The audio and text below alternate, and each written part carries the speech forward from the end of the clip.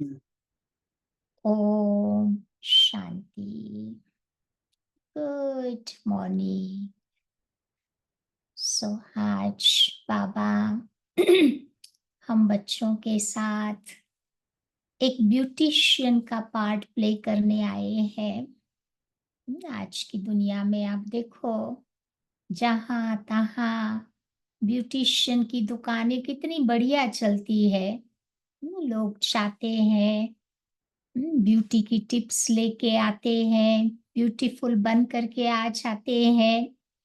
तो बाबा भी आज ब्यूटिशियन बन करके हमारी आत्मा का श्रृंगार करने के लिए बाबा आए हैं। वो तो शरीर का श्रृंगार जीव आत्मा के द्वारा होता है।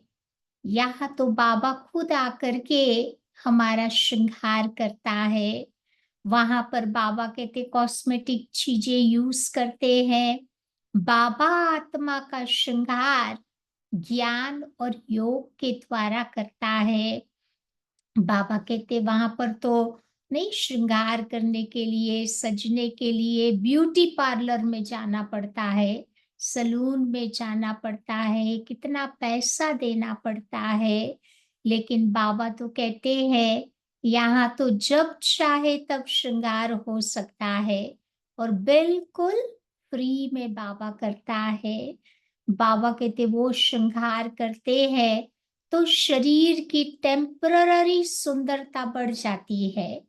लेकिन बाबा जो श्रृंगार करता है उससे आंतरिक परमानेंट सुंदरता हमारी बढ़ती जाती है। फिर बाबा कहते दुनिया में भी जब कोई श्रृंगार करता है तो लोग महिमा करते हैं ना, तब उसको खुशी होती है। You look so nice, you look so beautiful. तो जब ये बातें सुनते हैं तो लोगों को खुशी होती है। लेकिन यहाँ बाबा ऐसा आत्मा का श्रृंगार कर देते हैं जिससे हमारी आंतरिक खुशी बढ़ती जाती है। वहां पर शरीर सुंदर होगा, यहाँ पर बाबा जो श्रृंगार करते हैं उससे हमारा स्वभाव संस्कार बहुत सुंदर हो जाता है। दूस दुनिया में देखो, कोई सुंदर लोग होंगे तो वो बुरी दृष्टि का शिकार भी हो जाते हैं। लेकिन यहाँ पर अगर मैंने आत्मा का श्रृंगार किया तो कुदृष्टि वाले भी सुदृष्टि में परिवर्तित हो जाते हैं। हमारे वाइब्रेशंस उस आत्मा की दृष्टि वृत्ति को बदल देता है।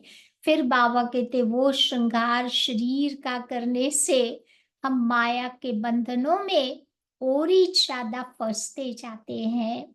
और जितना जितना बाबा कहते आत्मा का श्रृंगार किया उतना उतना माया के बंधनों से बाबा हम आत्माओं को फ्री कर देता है।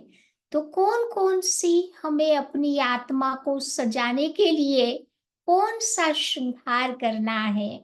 तो आज बाबा श्रृंगार कर रहे हैं। तो बाबा ने हम बच्चों को पहला पहला श्रृंगार दिया है, वो है चिंदी।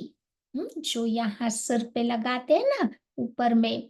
तो बाबा कहते हैं ये जो चिंदी है वो चंदन के समान भाई भाई की खुशबू फैलाने वाली स्वस्मृति का यादगार है, सोल कॉन्शियसनेस का यादगार है कि खुद भी आत्मा समझ के रहे, दूसरों को भी आत्मिक दृष्टि वृत्ति से हम देखें। दूसरा, तिलक भ्रुगुटी में लगता है। तो तिलक कब लगता है उस दुनिया में भी? तो बाबा कहते हैं कि जो तिलक है, जब कोई व्यक्ति विक्ट्री को प्राप्त करके आता है ना, विजय प्राप्त करके, तो उसको विजय का तिलक लगाते हैं। फिर कोई स्पेशल टास्क होता है, कार्य होता है, तभी भी तिलक लगता है। फिर कोई फेस्टिवल्स आते हैं, जैसे रक्षाबंधन है, भाई बीज है, और भी हमारे कितने बढ़िया बढ़िया फेस्टिवल है। तो फेस्टिवल के टाइम भी तिलक लगता है। फिर आप देखो भक्ति का कोई रिचुअल्स करते हैं, भक्ति का कर्म कांड करते हैं, तभी भी तिलक दिया जाता है। फिर बाबा कहते सिंहासन पर बैठते हैं, तभी भी तो तिलक दिया जाता है ना। तो ये तिलक वैरायटी चीजों का प्रतीक है। तो ऐसा बाबा ने हम बच्चों को विक्ट्री का अविनाशी तिलक दे दिया है। फिर तीसरा होता है ताज। तो ताज बाबा कहते एक तो पवित्रता की निशानी है, दूसरा है बेहद सेवा की जिम्मेवारी का ताज। भविष्य में तो बाबा कहते रतन जड़ित ताज उसी आधार से हमको मिलना है। तो अभी मुझे कौन सा ताज पहनना है? एक तो पवित्रता का, दूसरा हमारा ताज है सेवा की जिम्मेवारी का ताज। बाबा ने रेस्पॉन्सिबिलिटी का ताज दिया है। कौन सी रेस्पॉन्सिबिलिटी दी है?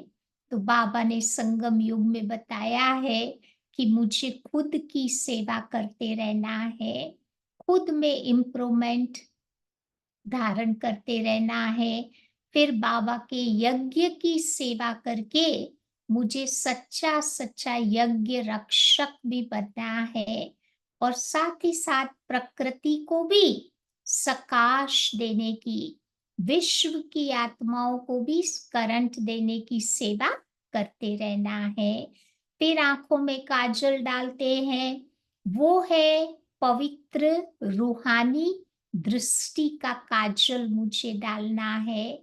फिर कान में कुंडल पहनते हैं, तो बाबा कहते हैं वो कुंडल उसका प्रतीक है कि हम केवल एक शिव बाबा की ही बातें सुने और किसी की बातें नहीं सुने। कोई कभी भी गॉसिप वाली बातें, इधर उधर की बातें करता है, एक कान से सुन तुरंत दूसरे कान से निकाल देना है, नहीं तो इस मार्ग में कभी हम आगे नहीं बढ़ पाएंगे। ये तलवार की धार पर चलने वाला मार्ग है। एक बाबा को सामने रख करके चले तो ही बाबा कहते सफलता मिलती है। फिर बाबा कहते वो नाक में नथनी पहनते हैं, अर्थात मेरा तो एक बाबा, दूसरा न कोई। बस इसी एक स्मृति में रहने की नथनी पहननी है। फिर आप देखो मेकअप करते हैं। तो बाबा कौन सा मेकअप कर रहे हैं? तो बाबा हमारी सूरत को, सूरत में चमक लाता है, ताकि हम अपनी सूरत सीरत के द्वारा बाबा का साक्षात्कार करा सके, बाबा के गुणों का लोगों को अनुभव करा सके। तो ऐसे ही तो बाबा की प्रत्यक्षता होगी ना, एक एक बच्चे में बाबा की प्रत्यक्षता वो दिखाई दे। फिर बाबा कहते वो लिपस्टिक लगाते हैं, वो काय का प्रतीक है? तो वो बाबा कहते मधुर मुस्कान और मीठे शब्दों का प्रतीक है। मिनिमम बाबा कहते कम बोले, मीठा बोले, बाबा की श्रीमत के अनुसार बोले, सुख देने वाले बोल बोले। तो वो लिपस्टिक उसका प्रतीक है।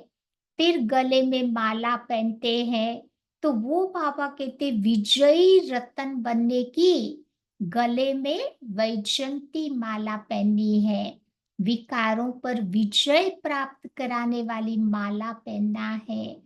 कभी बाबा कहते ज्ञान की माला पहनो, कभी बाबा गुणों की माला पहनाते हैं, कभी बाबा वरदानों की माला पहनाते हैं, कभी स्वमानों की माला पहनाते हैं। तो ये अलग अलग प्रकार के माला सिंबॉलिक है। फिर अंगूठी पहनते हैं। अंगूठी बाबा कहते माया की ग्रहचारी से बचने के लिए अष्ट शक्तियों की मुझे अपने जीवन में धारणा करनी है, तो माया की ग्रहचारी से हम बच जाएंगे। ज्ञान मार्ग में छोटे मोटी बातें तो आती है जो ज्ञान से सॉर्ट आउट होती है, थोड़ी और बड़ी बात आएगी तो उसमें योग की ताकत चाहिए, बाबा से वो शक्ति लेनी पड़ती है। फिर बड़ी से बड़ी चीज होती है ग्रहचारी। इसमें माया टोटली हमारी बुद्धि को एकदम ब्लॉक कर देती है, ब्लाइंड हो जाती है। फिर वो बुद्धि क्या राइट है क्या रॉन्ग है वो समझ नहीं पाती। तो उसके लिए बाबा कहते फोकस्ड पुरुषार्थ करके बाबा से वो अष्ट शक्तियां लेंगे तो बाबा कहते ये माया की ग्रहचारी दूर होगी। नहीं तो माया जकड़ के रखती है। तो अंगूठी उसका प्रतीक है। फिर हाथों में कंगन पहनते हैं। तो बाबा कहते वो हाथों में कंगन, वो ईश्वरी मर्यादा की मुझे रक्षा करनी है, उसके बैंगल्स मुझे पहनने हैं। फिर वो बाजू बंद पहनते हैं, आमलेट्स कहते हैं या आर्म बैंड कहते हैं। तो बाबा कहते वो हाथ में ऊपर में पहने जाते हैं। तो वो उसका प्रतीक है कि मुझे बाबा का राइट हैंड बन करके रहना है, मुझे बाबा का लाइट हैंड बन करके रहना है, माइट हैंड बन करके रहना है। मुझे बाबा का एंथुजियास्टिक हैंड, जो उमंग उत्साह दूसरों में भरने वाले हैं, ऐसा हैंड बन के दिखाना है। पावरफुल हैंड, विक्टोरियस हैंड बन के दिखाना है। तो वो बाजूबंद उसका प्रतीक है।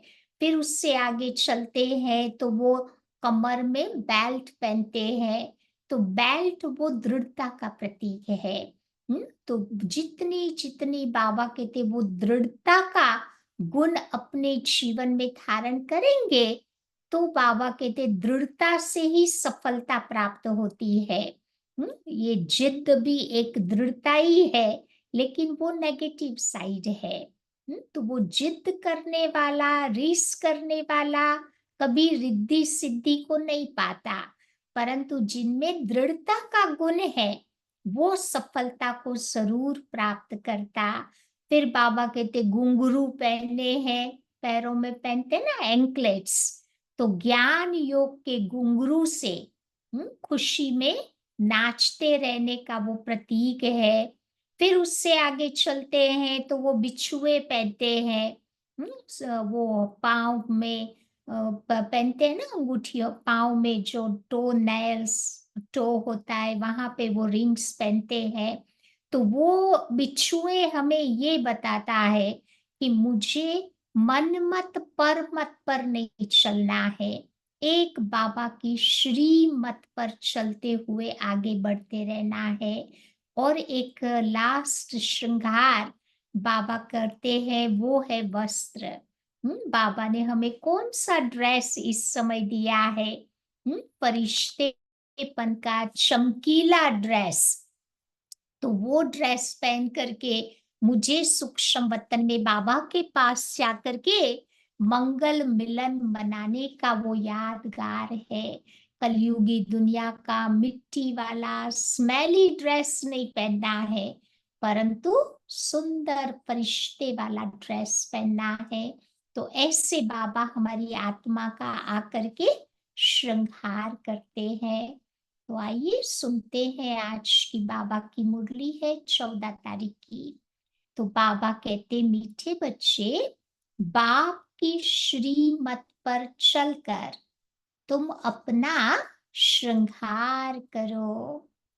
पर चिंतन से अपना श्रृंगार बिगाड़ो मत।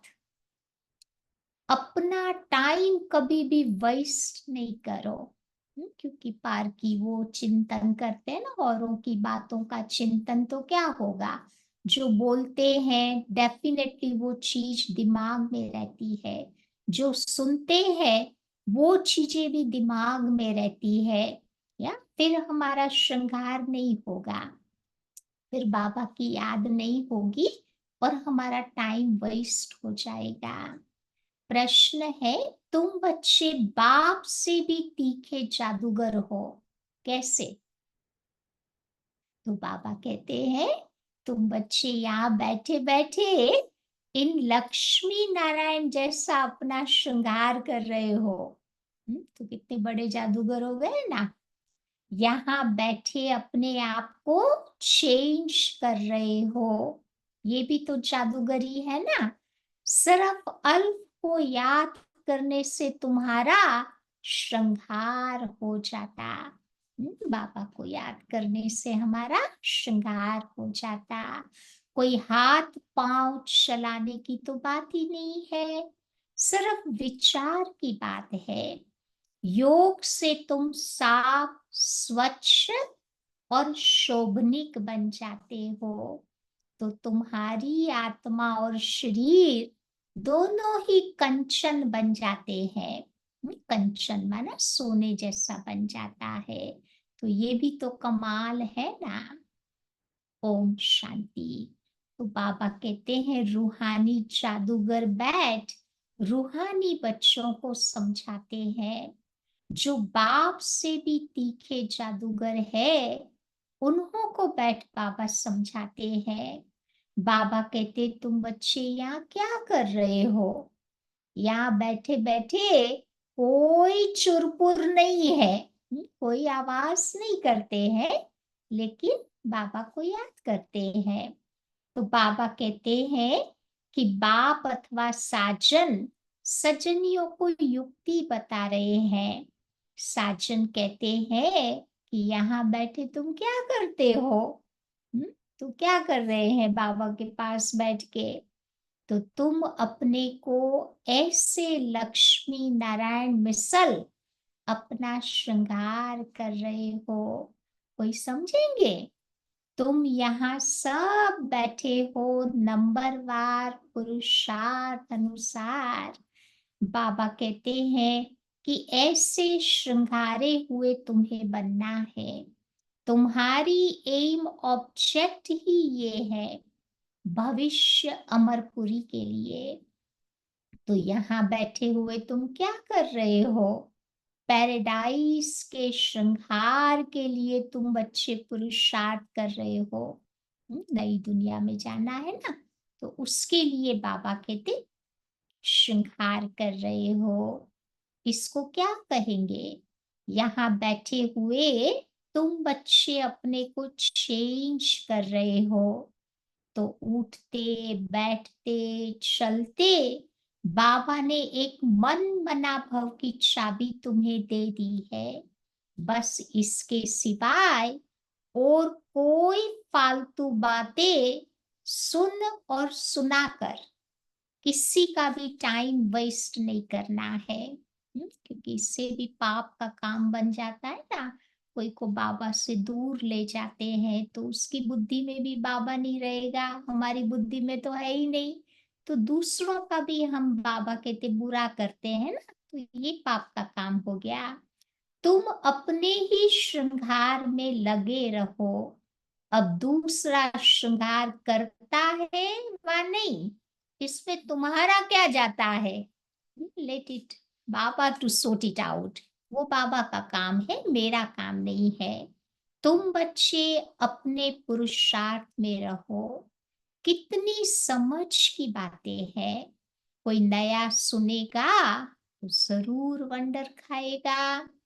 तुम्हारे में कोई तो अपना श्रृंगार कर रहे हैं, तो कोई कोई बच्चे फिर अपना श्रृंगार बिगाड़ भी रहे हैं। कैसे अपना श्रृंगार बिगाड़ते हैं? तो बाबा कहते हैं बैठकर पर चिंतन करना। ये भी तो टाइम वेस्ट करते हैं ना। बाबा बच्चों को समझाते हैं तुम सिर्फ अपने आप को देखो कि आप क्या कर रहे हो। दूसरों की बहुत चिंता करते हैं, फलाना क्या करता है, ढिकना क्या करता है। लेकिन बाबा कहते तुम अपने आप को देखो कि आप क्या कर रहे हो। बहुत छोटी सी युक्ति बाबा ने तुम बच्चों को बताई है कि बच्चे मन मना भव। तुम यहाँ बैठे हो, परंतु तुम्हारी बुद्धि में है कि सारी सृष्टि का चक्र कैसे फिरता है। अभी फिर से हम विश्व का श्रृंगार कर रहे हैं। सारी विश्व की आत्माओं को बाबा कहते हम मदद कर रहे हैं ना, तो सभी का श्रृंगार हो रहा है। तुम बच्चे कितने पद्मा पदम भाग्यशाली हो। यहाँ बैठे बैठे तुम कितना भारी कार्य करते हो। कोई हाथ पांव तो चलाने की बात ही नहीं है, सिर्फ विचार की ही तो बात है। तुम कहेंगे कि हम यहाँ बैठे ऊंचते ऊंच विश्व का श्रृंगार कर रहे हैं। मन मनाभव का मंत्र कितना ऊंचा है। इस योग से ही तुम्हारे पाप भस्म होते जाएंगे और तुम बच्चे साफ बनते बनते फिर बन जाओगे। क्या बन जाएंगे? शोभनिक बन जाएंगे, ब्यूटीफुल बन जाएंगे। अभी आत्मा पतित है, तो तुम देखो शरीर की भी क्या हालत हो गई है। अब तुम्हारी आत्मा और काया, काया माना बॉडी, दोनों कंचन बन रही है। तो ये कमाल है ना। तो ऐसा श्रृंगार बच्चों को अपना करना है। साथ साथ दैवी गुण भी धारण करने हैं। बाबा सभी को एक ही रास्ता बताते हैं, अल्फ और बे। सिर्फ अल्फ की ही तो बात है। बाबा को याद करते रहो तो तुम्हारा श्रृंगार सारा बदल जाएगा। बाप से भी तुम कितने बड़े जादूगर हो। तुमको बाबा युक्ति बताते हैं कि ऐसा ऐसा करने से तुम्हारा श्रृंगार बन जाएगा। अपना श्रृंगार न करने से तुम मुफ्त में अपने को नुकसान पहुंचाते हो। अब इतना तो समझते हो ना कि हम भक्ति मार्ग में क्या क्या करते थे। सारा श्रृंगार ही बिगाड़ कर क्या बन गए हो। अब एक ही अक्षर से, बाप की याद से तुम्हारा श्रृंगार होता है।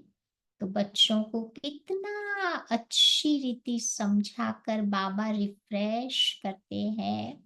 यहाँ बैठे भी तुम क्या करते हो?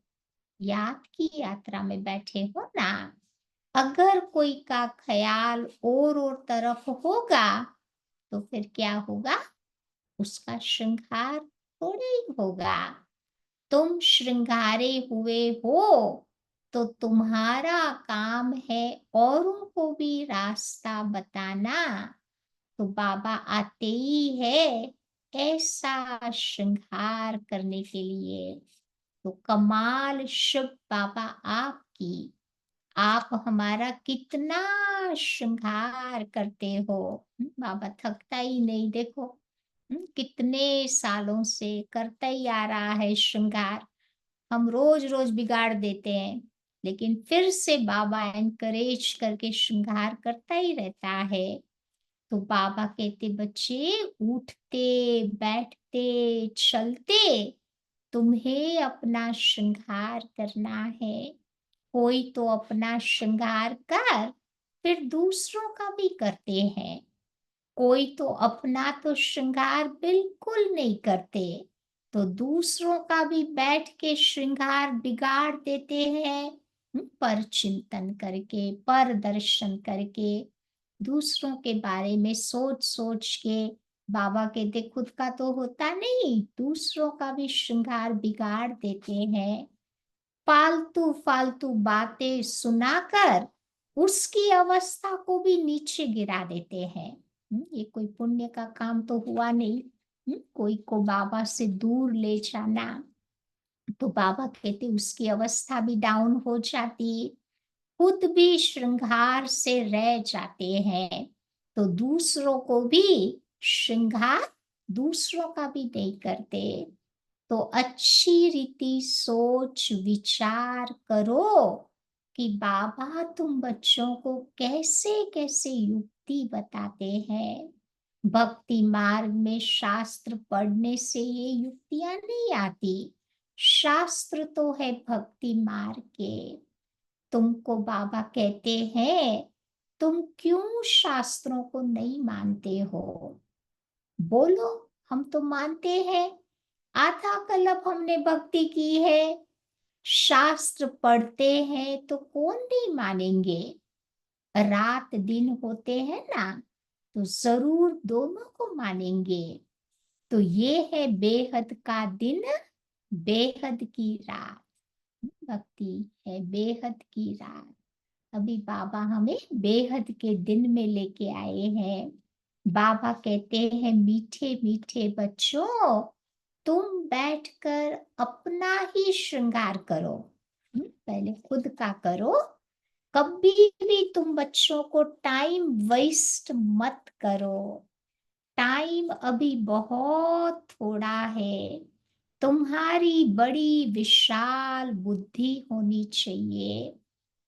तुम्हारा आपस में बहुत प्रेम होना चाहिए।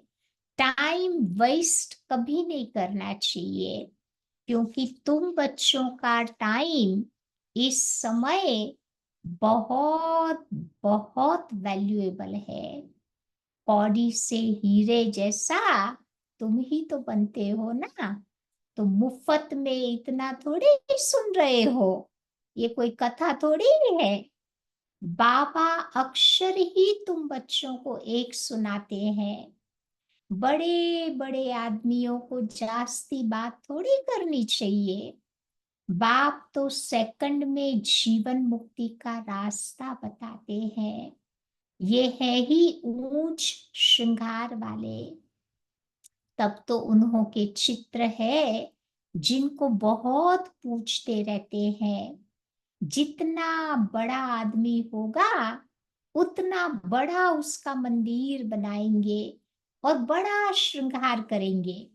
अभी गणेश उत्सव चल रहा है, तो गणपति की मूर्ति को भी कितना श्रृंगारते हैं। आगे तो देवताओं के चित्र पर हीरे का हार पहनाते हैं। पहले पहनाते थे ना, कोई सोने का मुकुट पहनाता, कोई सोने का हीरो का हार पहनाते। ये ब्रह्मा बाबा को तो अनुभव है। बाबा ने खुद हीरे का हार बनाया था लक्ष्मी नारायण के लिए। जब बाबा भक्ति करते थे ना, बाबा तो डायमंड मर्चेंट थे, जूलर थे। तो बाबा ने भी लक्ष्मी नारायण के लिए हीरे का हार बनाया था। वास्तव में तो उन्हों जैसी यहाँ पहरवाइश कोई बना न सके। अभी तुम बच्चे बना रहे हो नंबरवार पुरुषार्थ अनुसार। तो बाबा आज बच्चों को कहते हैं, एक बात पर बाबा विशेष अटेंशन आज दिलाते हैं कि बच्चे, कभी भी अपना टाइम वेस्ट न करो, न औरों का टाइम भी तुम वेस्ट करो। बाबा तुमको सहज युक्ति बताते हैं कि तुम बच्चे मुझे याद करो तो तुम्हारे पाप मिट जाएंगे। याद के बिगर इतना श्रृंगार तुम्हारा हो न सकेगा।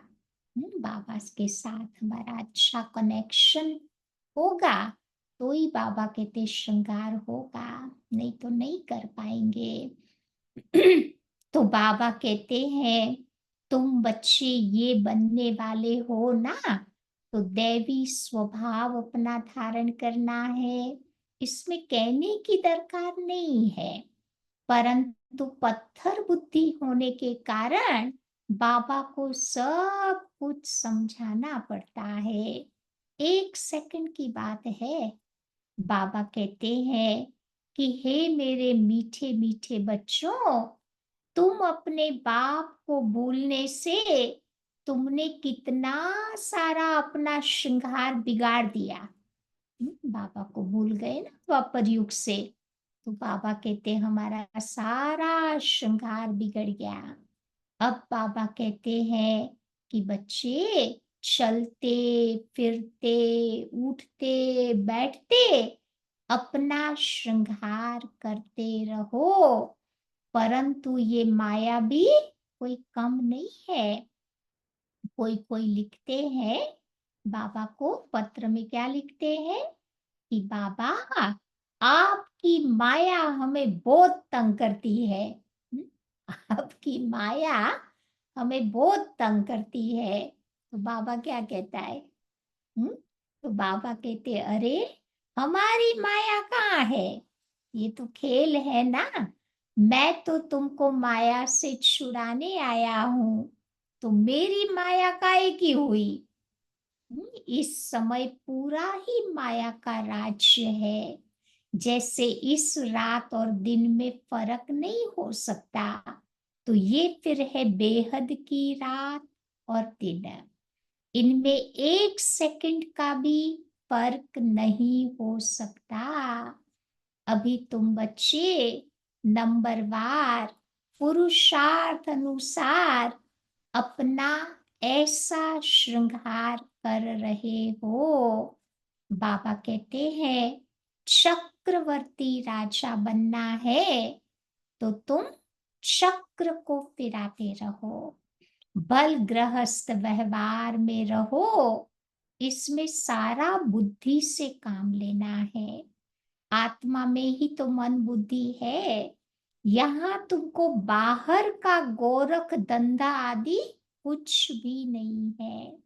तुम बच्चे यहाँ आते हो अपने को श्रृंगारने के लिए, रिफ्रेश होने के लिए। तो बाबा पढ़ाते तो सबको एक जैसा है। यहाँ बाबा के पास आते हैं नई नई पॉइंट सन्मुख सुनने, फिर घर में जाते हैं तो जो कुछ सुना है वो बाहर निकल जाता है। गरम गरम चाय पीते हैं तो बाबा कहते जो सुना है सब बाहर निकल जाता। तो यहाँ से बाहर निकलने से ही झोली से निकलता जाता। जो सुना उस पर बच्चे मनन चिंतन नहीं करते। जैसे क्लास पूरा होता, यही संसार का ही समाचार चलता रहता है ना, तो फिर उसमें ज्ञान ध्यान नहीं रहता, बुद्धि में फिर छेद हो जाता, फिर सारा ज्ञान निकल जाता। इसीलिए दादी जानकी हमेशा कहती थी कि बाबा की मुरली सुनने के बाद हमें बिल्कुल 15-20 मिनट साइलेंस में रहना है, और जो बाबा की बातें सुनी उसके पर विचार सागर मंथन करना है।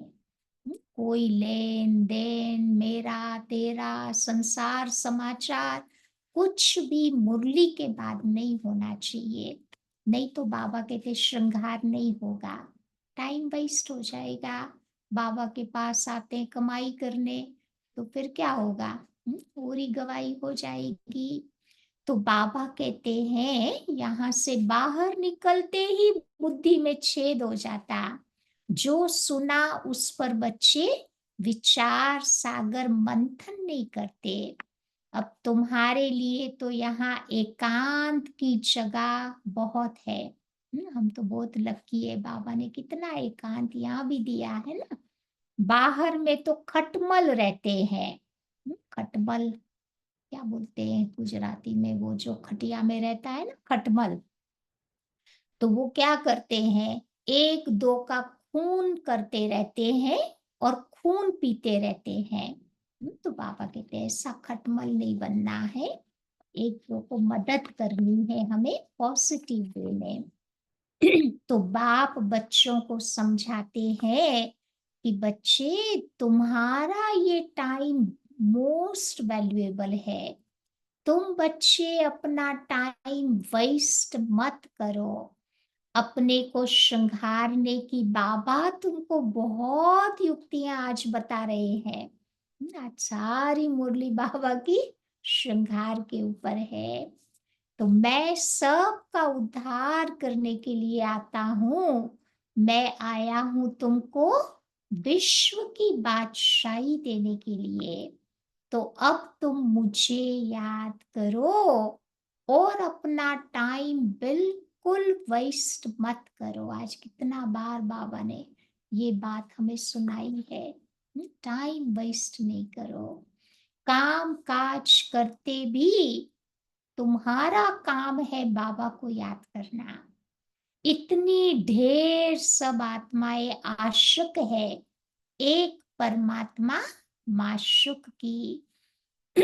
वो सब जिस्मानी कथाएं आदि तो तुम बहुत सुनते हो। अब बाबा कहते हैं उन सब कथाओं को भूल जाओ। भक्ति मार्ग में तुमने मुझे याद किया और वायदा भी तुमने किया। बाबा याद दिलाते हैं वायदा भी। कौन सा वायदा किया? कि बाबा हम आपके ही बनेंगे। ढेर के ढेर आशुकों का एक माशुक है। भक्ति मार्ग में कहते हैं ब्रह्म में लीन होंगे, लेकिन ये सब फालतू बातें हैं। एक भी मनुष्य मोक्ष को नहीं पा सकता। ये अनादि ड्रामा है। इतने सब एक्टर्स है, इसमें जरा भी तुम देखो फर्क नहीं हो सकता। बाबा कहते हैं सिर्फ अल्फ को याद करो तो तुम्हारा ये श्रृंगार हो जाएगा। अभी तुम बच्चे ये बन रहे हो ना, अभी स्मृति में तो आता है ना, अनेक बार हमने ये श्रृंगार किया। कल्प कल्प बाबा आप जब आएंगे तो हम केवल आपकी ही बातों को सुनेंगे। ये भी तो बाबा को कहा ना हमने भक्ति में। तो कितने गुह्य गुह्य पॉइंट्स बाबा तुम बच्चों को समझाते हैं। बाबा ने युक्ति भी बच्चों को बहुत अच्छी बताई है। कहते हैं वारी जाऊं ऐसे बाप के पर, तो आशुक माशुक भी सब एक जैसे नहीं होते। दुनिया में भी देखते हैं ना, सब एक जैसे नहीं होते। बहुत थोड़ों का ही गायन होता है। जैसे रोमियो जूलियट, नहीं, फिर वो हीर रांझा लैला मजनू, जो पक्के पक्के आशिक माशुक थे, उनका ही गायन है। तो ये तो सभी आत्माओं का एक ही तो माशुक है, जिस्मानी कोई बात नहीं। परंतु तुम्हें संगम युग पर ही बाबा से युक्ति मिलती है। कहाँ पर भी तुम जाओ, खाओ पियो घूमो फिरो नौकरी करो, लेकिन क्या करो? अपना श्रृंगार करते रहो। आत्माएं सब माशुक की आशिक है, बस उनको ही याद करते रहो। कोई कोई बच्चे कहते हैं ना, हम तो 2400 घंटे याद करते हैं, परंतु बाबा जानता है कि सदैव कोई बाबा को याद नहीं कर सकता। अभी तो नहीं कर सकते ना, पुरुषार्थ करते करते अंत में वो अवस्था जरूर होगी। बहुत से बहुत 2-2.5 घंटे तक याद कर सकते। जास्ती अगर लिखे तो बाबा तो मानेगा ही नहीं। दूसरों को स्मृति दिलाते नहीं तो कैसे बाबा समझे कि तुम याद करते हो? क्या कोई ये डिफिकल्ट बात है? इसमें कोई खर्चा नहीं है, कुछ भी नहीं है। बस बाबा को याद करते रहो तो तुम्हारे पाप कट जावे। दैवी गुण भी धारण करने हैं। पतित कोई शांति धाम व सुख धाम में जा न सके। तो बाप बच्चों को कहते हैं कि अपने को आत्मा भाई भाई समझो। 84 जन्मों का पाठ अभी पूरा होता। ये तुम्हारा पुराना चोला है। ड्रामा देखो कैसा बना हुआ है।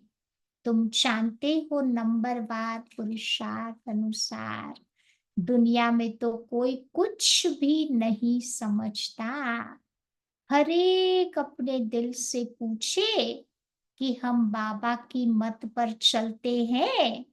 अगर बाबा की मत पर चलेंगे तो क्या फायदा होगा? श्रृंगार तुम्हारा बहुत अच्छा होगा।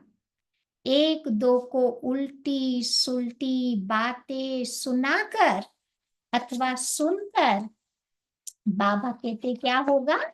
अपना श्रृंगार बच्चे बिगाड़ देते हैं, दूसरों का भी श्रृंगार बिगाड़ देते हैं।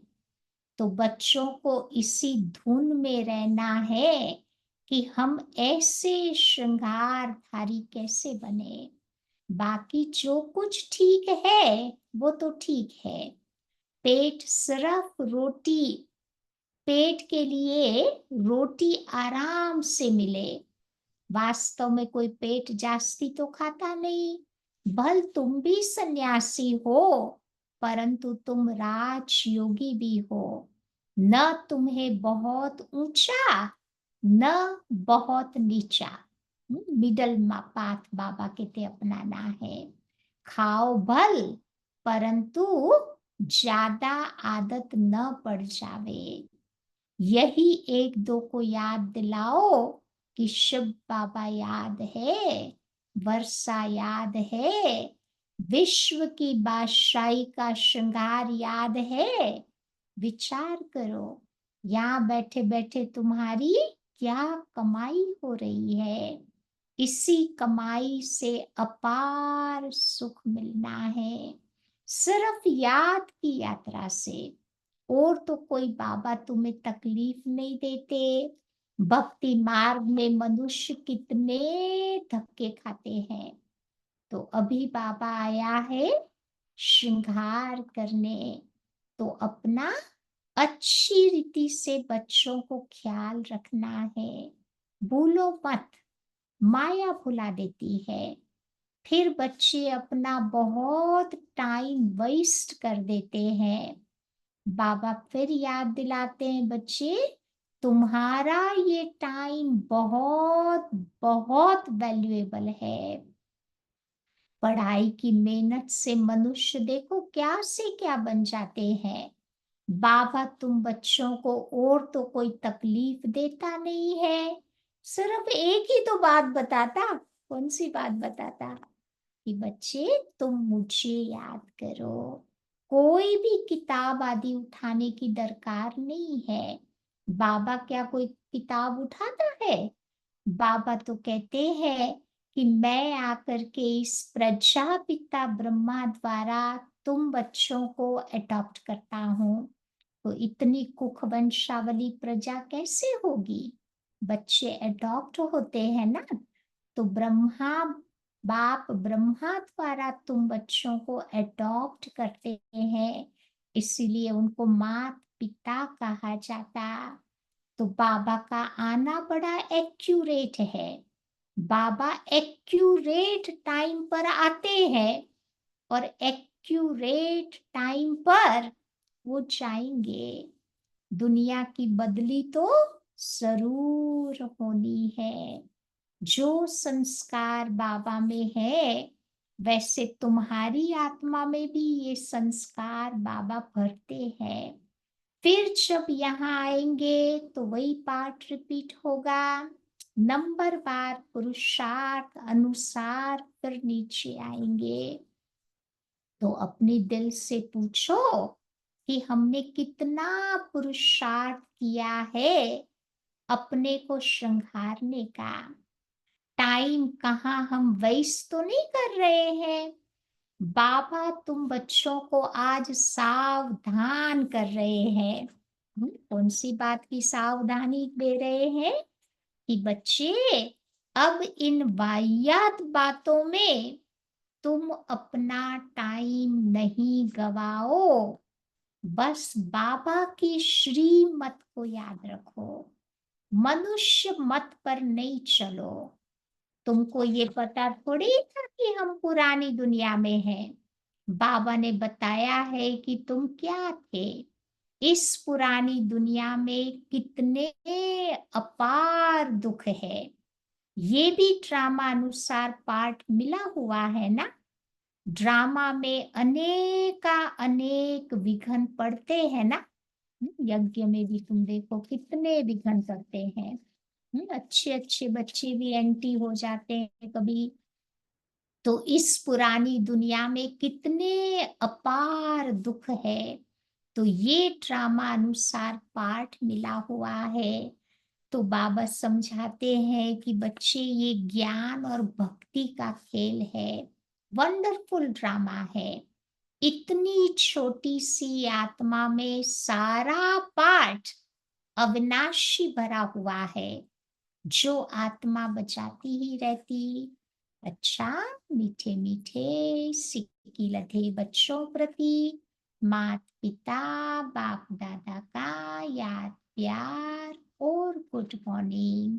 रूहानी बाप की रूहानी बच्चों को नमस्ते। रूहानी बच्चों की रूहानी बाप को नमस्ते। धारणा की बातें, पहली बात पापा कहते हैं दूसरी सब बातों को छोड़ इसी धुन में रहना है कि हम लक्ष्मी नारायण जैसा श्रृंगारधारी कैसे बने। तो इसके लिए अपने आप को पूछना है। चार बातें पापा कहते अपने आप को पूछना है कि हम श्रीमत पर चलकर मन मना भव की चाबी से अपना श्रृंगार ठीक कर रहे हैं। पहले अपने आप को चेक करना है। दूसरी बात बाबा चेकिंग की बताते हैं, उल्टी सुल्टी बातें किसी की सुनकर व सुनाकर हम किसी का श्रृंगार तो नहीं बिगाड़ते हैं। पहले अपना श्रृंगार, फिर बाबा कहते चेक करो दूसरों का श्रृंगार तो नहीं बिगाड़ते। तीसरी बात, आपस में प्रेम से रहते हैं। अपना वैल्यूएबल टाइम हम कहाँ पर वेस्ट तो नहीं कर रहे हैं। और चौथी बात बाबा कहते अपना दैवी स्वभाव कहाँ तक धारण किया है। तो ये चार बातों पर जो बाबा ने होमवर्क दिया ना, आज सारा दिन ध्यान रखेंगे। सोने से पहले बाबा को अपना चार्ट देंगे कि हाँ बाबा, ये मैंने आज इन इन बातों पर ध्यान रखा। तो याद रहे चार बातें। अपना श्रृंगार कहाँ तक कर रहे हैं। दूसरों का श्रृंगार हम बिगाड़ तो नहीं रहे हैं उल्टी सुल्टी बातें सुनाकर। और अपना वैल्यूएबल टाइम तो नहीं वेस्ट करते। और दैवी स्वभाव हमारा कहाँ तक धारण किया है। आज का वरदान है, व्यर्थ संकल्पों के कारण को जानकर उन्हें समाप्त करने वाले समाधान स्वरूप भव। व्यर्थ संकल्प उत्पन्न होने के दो कारण हैं। कौन से दो कारण है। एक है अभिमान, दूसरा है अपमान। क्योंकि ब्राह्मणों का फाइनल जो विकार है वो है अभिमान। उसको जीत लिया तो बाबा कहते हैं सब कुछ इजी हो जाएगा। और अभिमान के कारण ही अपमान की फीलिंग आती है। छोटी छोटी बातों में नहीं बुरा लग जाता है ना। मेरे को कम क्यों समझा, मेरा भी तो ये पद होना चाहिए ना। ऐसे अभिमान आता है। मेरे को आगे करना चाहिए ना। तो इसमें या तो अपना अपमान समझते, या तो फिर इन बातों में अभिमान में आ जाते। नाम चाहिए, मान चाहिए, शान चाहिए, आगे आने में, सेवा में अभिमान या अपमान महसूस करना, यही व्यर्थ संकल्पों का कारण है। तो इस कारण को जानकर निवारण करना ही समाधान स्वरूप बनना है। स्लोगन, साइलेंस की शक्ति द्वारा स्वीट होम की यात्रा करना बहुत सहज है। साइलेंस की शक्ति द्वारा स्वीट होम की यात्रा करना है। अच्छा, आज की अव्यक्ति पॉइंट है, वर्तमान विश्व में चारों ओर इच्छाएं बढ़ रही है और इच्छाओं के वश आत्माएं परेशान है। इसीलिए आप बच्चे अपने बेहद की वैराग्य वृत्ति द्वारा उन आत्माओं में भी वैराग्य वृत्ति फैलाओ। आपके वैराग्य वृत्ति के वायुमंडल के बिना आत्माएं सुखी शांत बन नहीं सकती, परेशानी से छूट नहीं सकती। जब आप बच्चों की स्थिति इच्छा मात्रम अविद्या की होगी, तब जय जयकार और हाहाकार होगी। तब नई दुनिया भी आएगी और पुरानी दुनिया बाबा कहते खत्म भी होगी। ठीक है, तो आज क्या याद रखेंगे, जो बाबा ने 4 बातें चेकिंग के लिए बताई। तो आज सारा दिन श्रृंगारी मूर्त बन के रहेंगे। हम्म, और इन 4 बातों का ध्यान रखेंगे।